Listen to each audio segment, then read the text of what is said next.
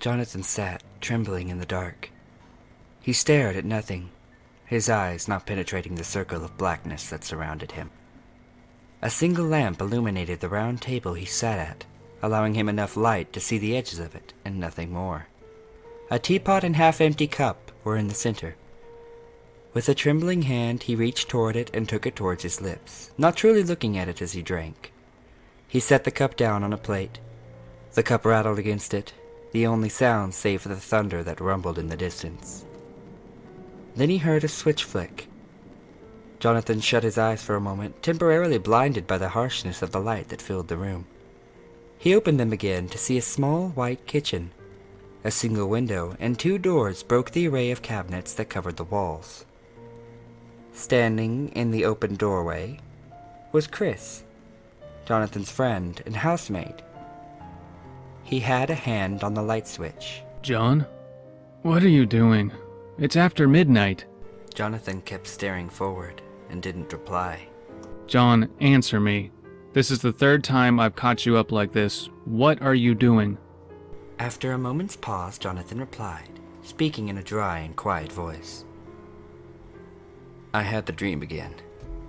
He still stared, unblinking toward the window, though he didn't seem to notice what was behind it. Chris flinched. For months now, Jonathan had been experiencing the same recurring dream. In it, he stood outside his own life, looking in at it. He saw himself live every day, going through the same daily routine and experiences over and over again. However, something about it all seemed unreal. All his actions were artificial, all his conversations seemed planned. A strange feeling that something wasn't quite right filled him and grew and grew. Slowly and so gradually, he barely noticed, his actions were replaced with words. Instead of seeing things happen, he read them in a massive wall of text that described his every movement. His conversations came in quotation marks, which he had read instead of spoke. Soon his entire life seemed to be a novel, running forward toward a conclusion that was always surrounded in haze. When he got to the end, he always awoke, but the feeling never left. Even sometimes when he was awake, he began to lose his feelings of normality. For brief moments, barely noticeable, he saw objects described in text rather than in their own form, and his own movements seemed to be described by a nameless narrator. Chris sighed and walked forward. He rested a hand on Jonathan's shoulder and spoke in a reassuring voice. Listen, John, I know you're worried, but you have to remember it's just a dream. You have been very stressed lately and started having nightmares. It happens, and it's nothing to worry about. Jonathan chuckled slightly. Oh no. No, it isn't, is it? What do you mean? Look, John, get back to sleep. You're starting to worry me. For the first time that night, Jonathan stood and faced Chris. He was taller than Chris, and the shadow he cast obstructed Chris's face. Don't tell me you haven't had that feeling. That creeping, inching suspicion that something isn't right. Doesn't everything just seem too dramatic, too convenient? This isn't how reality should be. This isn't how people should be speaking. It isn't how they act. Jonathan realized he was shouting and stopped. He had knocked over his teacup, shattering it in the ground. He breathed heavily and tried to calm down, resting his head in his hands. He sat down again. Chris looked at him with worried eyes. All right, John. Here's what we are going to do. Just go back to sleep for now. Tomorrow, we are going to make an appointment with Dr. Limestone. She helped you with the dreams before, and... No, Jonathan said, shaking his head. No, I am not going back to Dr. Limestone. She isn't going to fix this. She isn't going to solve the problem. She isn't part of it. And I don't even think she's a character. John, what are you talking about? A character in what? The book! Don't you get it yet? I don't know if it's a comedy or a drama or what, but we are all part of it, and I don't think she is. That was the most horrifying part of his dreams. He felt as if hundreds of eyes were reading the text along with him, learning his every movement, as if they were plot points in a story. He still had the feeling, at that very moment, that in a strange, twisted way, he was being watched by thousands of eyes. Chris stared at him, not knowing what to say. Jonathan turned to face him, holding his hands in front of himself, as if pleading Chris to understand. Look, isn't this all just too convenient? Doesn't it ever feel that way? Listen to that thunder. Doesn't it seem like a perfect setting? And everything is like that. The lights when you enter, the teacup, by God, the way I'm fucking standing. This isn't how things work. They don't come together to make themes. Weather shouldn't just suit my mood like this. Do you not see it? Chris was taken back by this. Well, John, that's all just ridiculous. Storms happen, whether you are angry or not. The teacup was an accident and we can get a new one. Now, what is this about Dr. Limestone? What do you mean she isn't a character? Jonathan went back to holding his head in his hands. I know I am not going to see Dr. Limestone because she hasn't been described. I have no idea what she looks like. What? Chris, if this was real life, then there would be hundreds of little insignificant things happening. I would know dozens of people and unimportant details about them, but this isn't real life. And anything that isn't part of the story won't be described. I'm not going to see Dr. Limestone. Outside of this conversation, she doesn't exist. And we don't even know what she looks like right now. John, that's ridiculous. This is beside the point. Oh, really? It's ridiculous. Then describe her. Chris opened his mouth to respond, then stopped, when he realized that he truly had no idea how to describe Dr. Limestone. Well, she was a psychiatrist. That it helped me with the dreams before. Is that what you were going to say, Chris? Because that was established for this conversation. You have no idea what she looks like, do you? Chris paused. That was exactly what he was going to say, right down to referring to Jonathan in the third person. This did seem odd. Well, that doesn't mean anything. We've just forgotten, that's all. We haven't seen her in months. Anyway, it isn't important. What is important is that... Stop trying to rationalize what shouldn't be rationalized, damn it! There's no reason for us not to know what she looks like. It's a fucking plot device. That's all it is. Even what you just did there, trying to change the topic to hide parts that haven't been fleshed out. This isn't how people act, Chris. This isn't how they act. Well, alright, but still, that doesn't mean anything. It's just one person. Oh, really? Then describe our neighbors to me. Describe your parents. Describe anyone who isn't directly related to this conversation, and if you can do that, I'll believe you. Chris stared at him in shock, not knowing what to say. He searched his mind for something, anything, for his neighbor's face, for his parents' image, and found nothing. Over and over again he tried, and every single time, his mind drew a blank. Well... Oh God. I don't know. Maybe we were all just tired. Chris said. Thank you, Christ, the Savior who shines a light into my darkness. Nice imagery there, eh? Just like the storm. Alright then. What did you have for breakfast this morning? I don't know. It's not important. Exactly!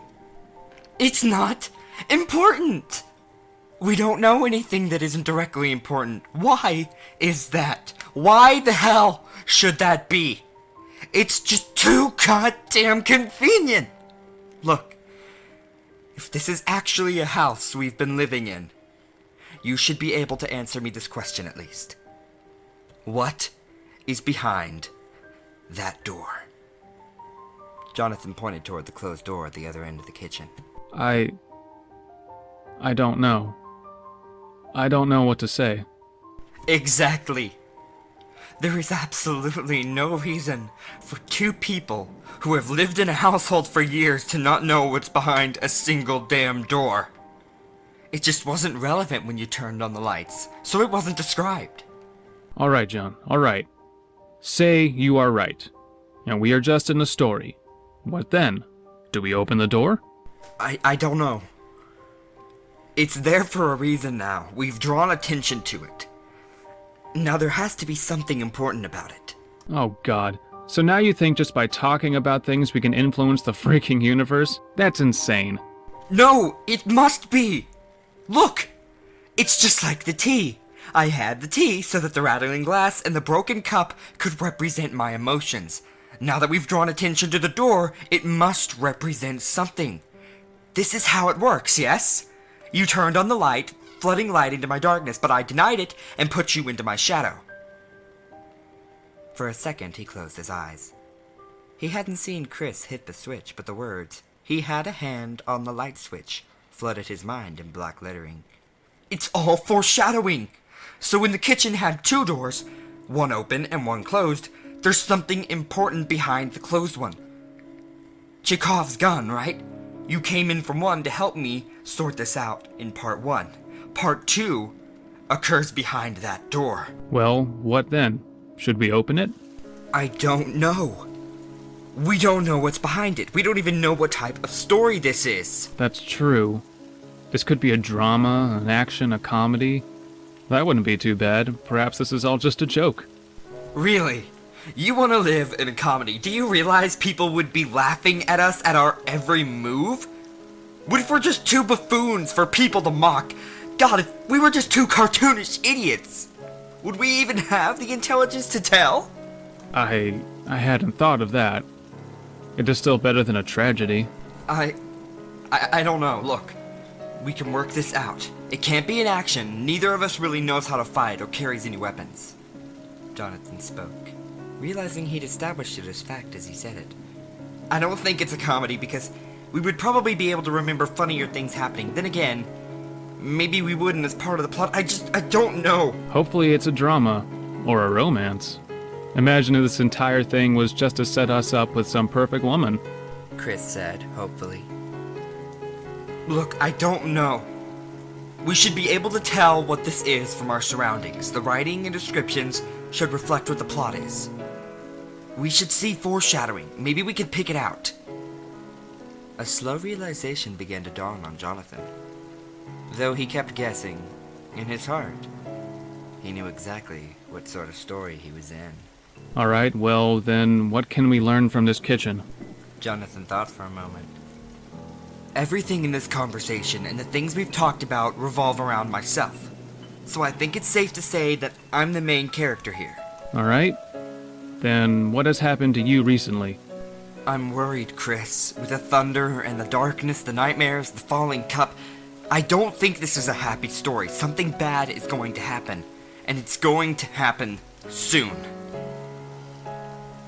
As he spoke, thunder once again boomed on the horizon, and a flash of lightning filled the window with jagged light. Chris swallowed. Alright then, do we open the door? Neither of us knows what is behind it. I think it's safe to say we weren't supposed to know. Somehow you've broken the mold. What do we do? Jonathan squeezed his eyes closed and gripped the back of his chair. He hadn't even realized he had stood behind it. His knuckles turned white, and finally he spoke. Look, if this is the sort of story that I think it is, I don't think we have a choice. Either we go through the door and figure out what the hell's behind it, or it's going to come out and get us. If we are the main characters, then we should be safe. I mean, usually they survive. Usually. Not always. Usually. Chris looked at Jonathan, then towards the door. Alright then, we might as well get it over with. If I am the sidekick here, I guess that's my job. I'm Christ anyway, right? I bring light into dark areas. I'm the sacrifice. Chris, don't joke about that. Look, I don't know. Don't worry. Like you said, we are safe, right? We are the main characters. We never die in the first act. Maybe it will just end up being a big joke anyway. Though he was still terrified, Jonathan slowly nodded. He couldn't help but think that, by breaking their own plotline, they would no longer be safe as the main characters in the story. He feared to voice the complaint, as by saying it, he knew he would make it fact. He watched Chris walk forward and open the door carefully. The hinges squeaked as it opened, and a cloud of dust came into the kitchen. It was clear to both of them that the door hadn't been opened for a very, very long time. Beyond the door was near pitch black. Chris reached into a nearby drawer and took out a flashlight. He turned it on and shone it into the darkness beyond, revealing a narrow wooden staircase that descended between two stone walls. He walked slowly down the stairs. Jonathan came behind him and followed into the unknown darkness. Chris reached the end of the stairwell and paused. He turned to face into a small room, shining his light around. Dear God, John, this isn't a comedy. This is a horror. Jonathan followed his gaze to find his worst fears had been confirmed. The floor of the room was covered with fine black dirt. Scattered across it were dozens of broken bones and skeletons, along with ancient weapons. The walls were covered with blood-red writing, scrawled in dozens of languages, from ancient runes to modern letters in languages neither person could understand. "Run, Chris! We shouldn't have come here!" Jonathan shouted as he sprinted up the stairs. The entire building began to shake.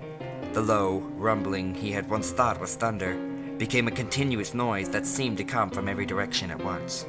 He ran toward the kitchen but stopped in the doorway.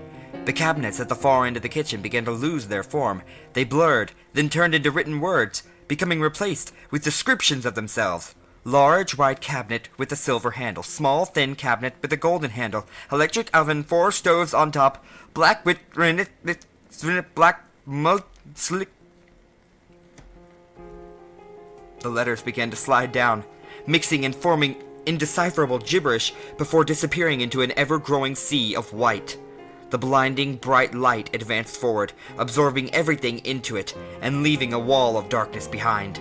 Jonathan realized that, having found out the truth and broken his role, he had removed the very thing that held his plot together.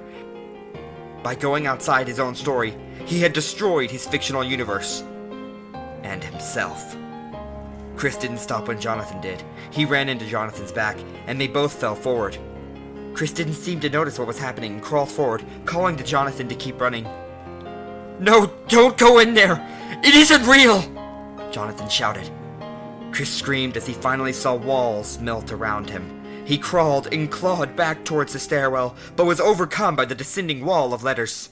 His feet began to change slowly. His face contorted into a look of incomprehensible horror as he saw his legs dissolve into letters, then disappear forever. He kept crawling forward, but nothing he could do would change his fate.